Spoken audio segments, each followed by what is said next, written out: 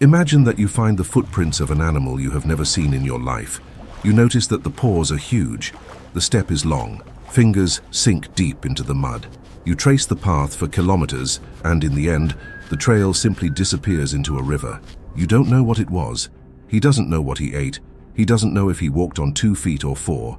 And the greatest experts on the planet, with decades of study, also don't agree. This is not fiction. That's Spinosaurus. And the most disturbing thing isn't the size of this animal. It's the fact that more than 100 years after it was discovered, science still hasn't closed the case. By the end of this video, the image you have of Spinosaurus in your head will be completely destroyed and rebuilt, and maybe destroyed again, because that is exactly what has happened to researchers who have dedicated their entire lives to understanding this creature. Let's start at the beginning. And the beginning, in this case, smells of gunpowder, desert sand, and tragedy. It was 1910 when a German paleontologist named Ernst Stromer von Reichenbach landed in Egypt with an almost impossible mission: find dinosaurs in one of the most inhospitable places on Earth, the Sahara Desert. Stromer was the son of a noble Bavarian family, cultured, meticulous, and passionate about fossils since he was a child. He didn't need to be in that absurd heat, with scorpions and sand in his teeth, but he was, because he believed there was something hidden down there that the world needed to know about, and he was right. In a region called Bahariya, Egypt, Stromer's team began pulling fragments of something monumental out of the ground. Vertebrae with spines that reached 2 meters in height, conical, smooth, serrated teeth, completely different from the teeth of any theropod known so far. Bones of an animal that clearly broke the mold of everything paleontology had recorded. Stromer did what every good scientist does: catalogued, described, published. In 1915, he introduced the world to Spinosaurus aegyptiacus, the spiny lizard of Egypt. And then, life betrayed him. Stromer sent the fossils to the State Museum of Paleontology and Geology in Munich, Germany. He spent years studying those pieces, but while science advanced at a slow pace, world history proceeded at catastrophic speed. Adolf Hitler rose to power. Stromer, who never hid his opposition to the Nazi regime, and who even had a son imprisoned by the Gestapo, personally asked the museum director for the fossils to be transferred to a safe place. The request was denied. The bureaucracy said no. Institutional pride said no. On the night of April 24, 1944, Allied planes bombed Munich.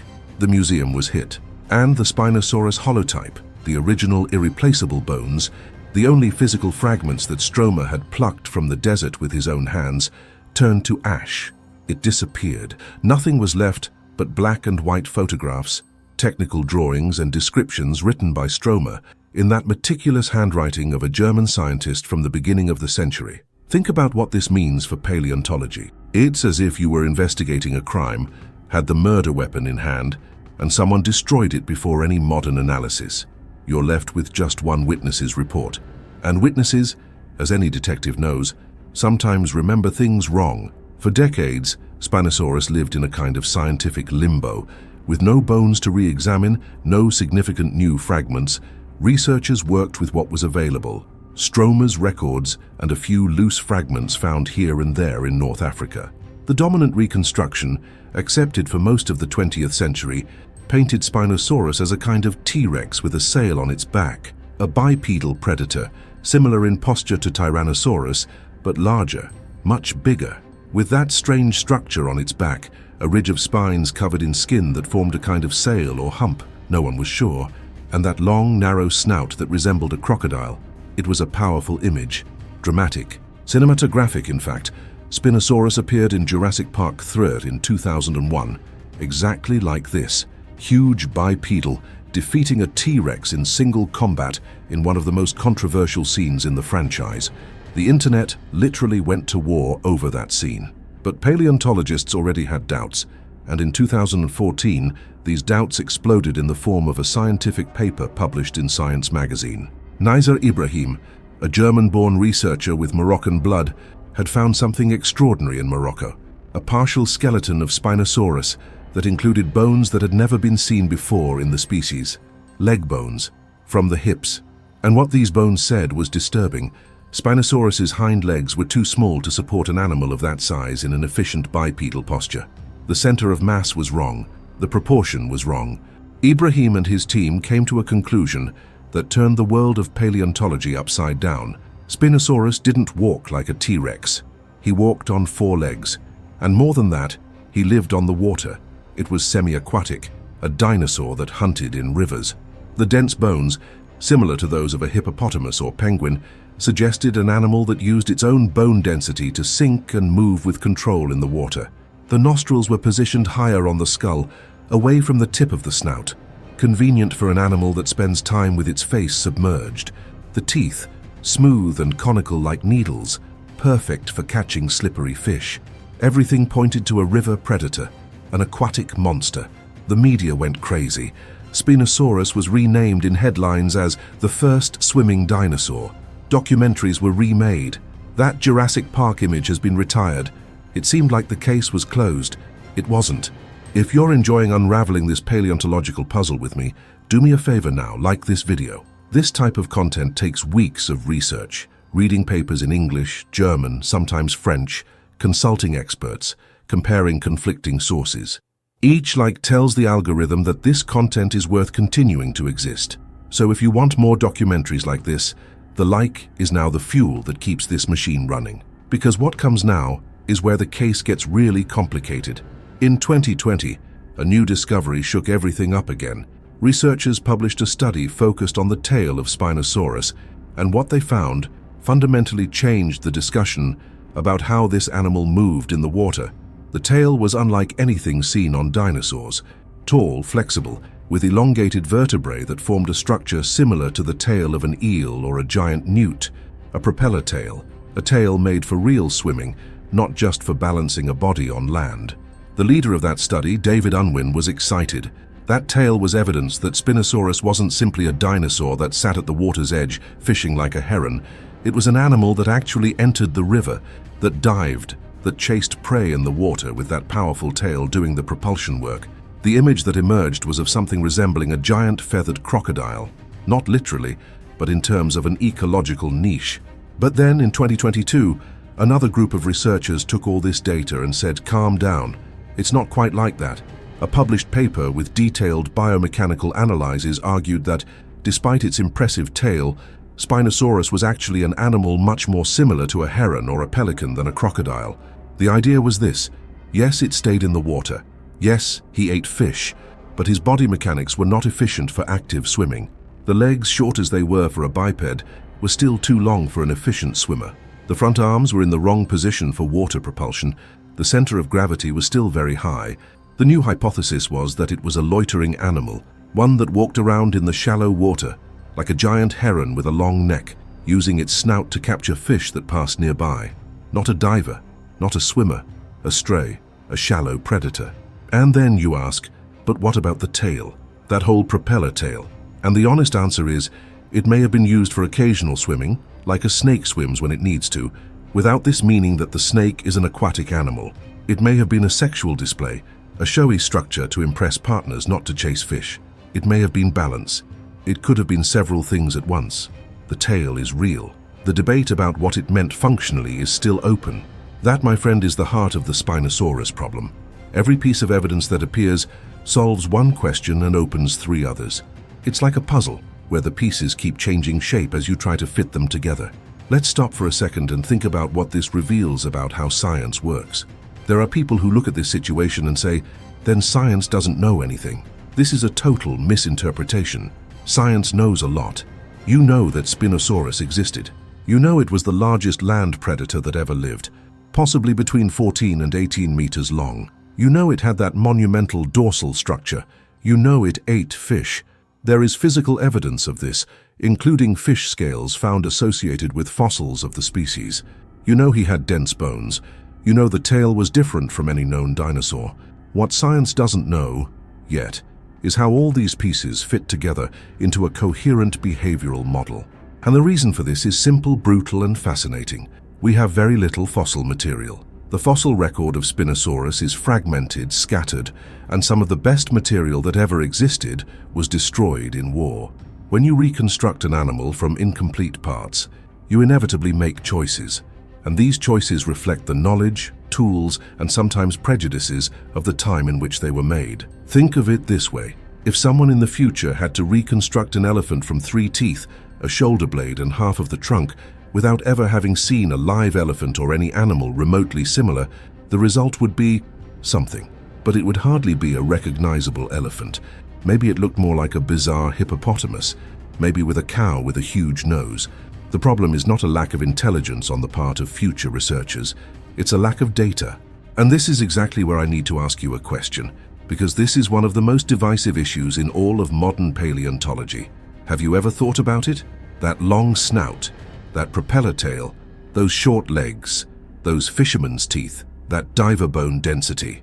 You put this animal together in your head and tell me, did it hunt submerged, diving after the fish like a giant fishing hawk, or did it stand still on the riverbank like a heron, waiting for prey to pass by? Comment below which version of Spinosaurus makes the most sense to you. The river monster that actually dived, or the giant heron that loitered in the shallow water? I read all the comments and I really want to know which theory you defend. Sometimes the public's intuitions arrive in interesting places before the papers are published. Now a point that rarely appears in popular discussions about Spinosaurus, but that experts consider fundamental, the issue of the shared ecological niche. Spinosaurus did not live alone in its ecosystem. The Bahariya Formation, where the most complete fossils were found, was an extraordinarily rich place in large predators. There was Carcharodontosaurus, a terrestrial carnivore comparable in size to T-Rex. There were giant crocodiles. There were huge pterosaurs. There were predatory fish the size of cars. How could an animal the size of Spinosaurus coexist with this entire cast without there being devastating direct competition? The most elegant answer researchers have today is niche partitioning.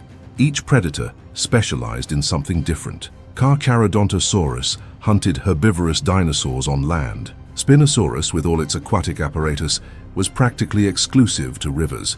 He was the king of a domain that other large predators were unable to compete efficiently. This makes profound ecological sense. Modern animals do this all the time. Lions and leopards share the same African territory without destroying each other because each has its own specialty. But then another thorny question arises. If Spinosaurus was so specialized for the aquatic environment, how did it move on land? Because it clearly needed land for some things, to reproduce at least, since dinosaurs laid eggs, to move between rivers, to rest. And the most recent reconstructions show an animal that on land would be strange. Those short legs relative to the body, combined with the robust front arms, suggest something that perhaps stood on all fours on land, with a posture that no animal alive today presents in a similar, perfect way. A kind of crocodile movement mixed with bear, perhaps. Slow, clumsy, vulnerable out of water, which would be both ironic and perfect. The largest predator that ever walked, or swam, the earth was perhaps a creature that was only truly dangerous in its element. Out of the water, a clumsy giant. Inside the river, a killing machine like no other. In 2024, new fragments found in Morocco brought more pieces to this puzzle.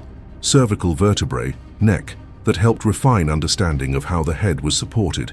Preliminary analysis suggests a more robust neck than previous versions imagined, which supports the hypothesis of an animal that needed muscular strength in its neck to manipulate large prey in the water, not the graceful neck of a heron. It is the neck of an animal that sometimes had to hold something that fought back. But these fragments also raised new questions about the head's posture. If the neck was like this, the viewing angle changes. If the viewing angle changes, hunting behavior changes. If hunting behavior changes, preferred habitat changes. A vertebra, a cascading implication on everything that came before. This is exactly what makes paleontology simultaneously frustrating and addictive. Before I reach the conclusion, and it will be impactful, I promise, I need to tell you something honestly. Content like this, which goes deep into the scientific literature, which reads the original papers instead of copying portal headlines, which tries to explain the difference between what the evidence says and what the interpretation suggests. This content takes a lot of work, weeks of video research, early mornings reading dinosaur biomechanics. It's the type of thing I do because I think the Brazilian public deserves paleontology content at the same level as what is produced on the biggest channels in the world. If this video reached you and you felt it was worth your time, consider supporting the channel. You can become a member and have access to exclusive content, behind-the-scenes research, and more in-depth conversations. Or if you want to help in a simpler way, use the Thanks a Lot button right below the video and contribute any amount. 1 reel, 5 reels, whatever fits your budget. Each contribution goes directly towards research for the next documentary.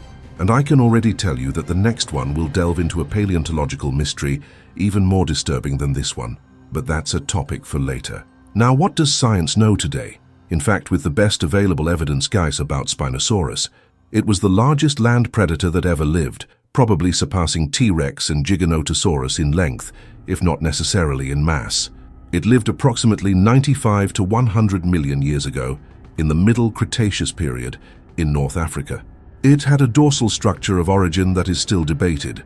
Sail or hump, the question is not yet completely resolved, although the hump hypothesis has gained serious supporters in recent years for physiological reasons. I ate fish as a central part of my diet. It had skeletal adaptations consistent with partially aquatic life. It had a tail with swimming propulsion characteristics, and it probably moved quadrupedally, or at least stood on all fours in certain situations. What science still doesn't know, whether he was actively swimming or just loitering, whether that dorsal structure was thermoregulation, display, or energy reserve, exactly what the skin looked like, what sounds it made, if any, what was social behavior like, if it was territorial, whether there was visible sexual dimorphism in the skeleton, dozens of other questions that require more fossils, more analysis, more time. And here's the point I want you to take away from this video. Uncertainty is not a failure of science. It is the natural state of expanding knowledge. 100 years ago, we didn't know that dinosaurs had feathers. 50 years ago, we thought they were all cold-blooded and slow animals. 20 years ago, we thought Spinosaurus was basically an exotic T-Rex. 10 years ago, we thought the water case was solved. Today, we know it is more complicated. And 10 years from now, some fossil will be unearthed in Morocco or Niger, or perhaps somewhere completely unexpected, and it will change everything again. This is what differentiates science from dogma. Dogma closes questions. Science keeps them open as long as there is new evidence to consider. Spinosaurus is alive, in a sense, within the scientific debate. It keeps changing, evolving in our understanding, refusing to be boxed into a final definition. It's irritating, it's fascinating, and it is, above all, honest. Ernst Stromer died in 1952, 8 years after seeing his life's work destroyed by bombs. He didn't live to see Spinosaurus gain the attention it deserved. He did not live to see his animal being debated in computational biomechanics papers, being reconstructed using 3D printers, and being the center of one of the biggest controversies in modern paleontology. But in a way, that stubborn paleontologist who went to the Egyptian desert when he didn't have to, who asked questions that had no easy answers, who refused to simplify what was complicated. He's in every paper on Spinosaurus that's been published to this day. The case he opened in 1915 has not yet been closed, and that's exactly the kind of legacy a scientist can leave. If you've made it this far and are not yet subscribed to the channel, do so now. Press the button, activate the bell, because the next video will investigate a paleontological mystery that involves an animal that lived 250 million years ago, that survived the biggest extinction event in the history of the planet, and that may have given rise to a lineage that still exists today. And you've probably already crossed paths with it without knowing it. It's going to be the kind of story that changes how you see the natural world, and you won't want to miss it. The Spinosaurus is still down there at the bottom of the river, waiting for the next clue. Science is never closed, just on pause.